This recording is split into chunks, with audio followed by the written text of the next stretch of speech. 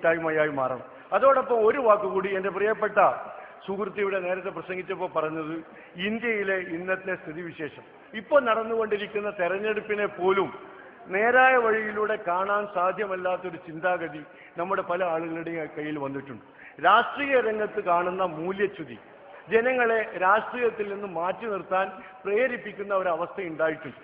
അതിന് ഉത്തരവാദിത്വം നമുക്കറിയാം. ഈ രാഷ്ട്രീയ മേഖല നല്ല ആളുകൾക്ക് യോജിച്ചതല്ല എന്ന് പറഞ്ഞ് നല്ല ആളുകൾ മാറി നിൽക്കുന്നു.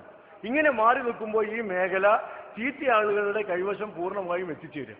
അപ്പോൾ ഭാഗികമായി ചീത്തയായ മേഖല പോലും പൂർണ്ണമാക്കാനുള്ള ഒരു ശ്രമമാണ് നല്ല ആളുകൾ ഇതിൽ നിന്നും മാറി നിന്നാൽ ഉണ്ടാകുക. രാഷ്ട്രീയ മേഖലയിലേക്ക് സത്യസന്ധരും സദാചാര നിബിഡരുമായ ആളുകൾ, ആദർശ വിശുദ്ധിയുള്ള ആളുകൾ കടന്നു വന്നു ആ മേഖല കൈക്കലാക്കിയാലേ പൊതുരംഗത്ത് ഇന്ന് നിലനിൽക്കുന്ന അസ്വാരസ്യങ്ങൾ, അപശബ്ദങ്ങൾ ഇല്ലാതാക്കാൻ സാധിക്കുകയുള്ളൂ. ഏതായിരുന്നാലും ഈ നല്ല സയാനം നാം നശിപ്പിക്കുന്നില്ല. നമുക്ക് കൂട്ടായി ഈ കല ആസ്വദിക്കാനുള്ള ശ്രമങ്ങളിൽ പങ്കാളി ചേരാം.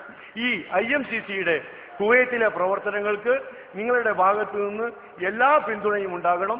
അതോടൊപ്പം രാഷ്ട്രീയ രംഗത്ത് നഷ്ടപ്പെട്ടു പോയ മൂല്യച്യുതി വീണ്ടെടുക്കാനും വിശുദ്ധമായ, പരിശുദ്ധമായ, സത്യസന്ധമായ, സദാചാര ബോധമുള്ള, അഴിമതി വിമുക്തമായ ഒരു രാഷ്ട്രീയ സ്വഭാവം ഇന്ത്യ രാജ്യത്തിന് കാണിച്ചു കൊടുത്ത മഹാനായ മെഹബൂബെ മില്ലത്തിന്റെ പാത സ്വീകരിക്കാൻ നിങ്ങൾ തയ്യാറാവണം എന്നൊരു ഉപദേശം കൂടി നൽകിക്കൊണ്ട് ഞാൻ അവസാനിപ്പിക്കുന്നു.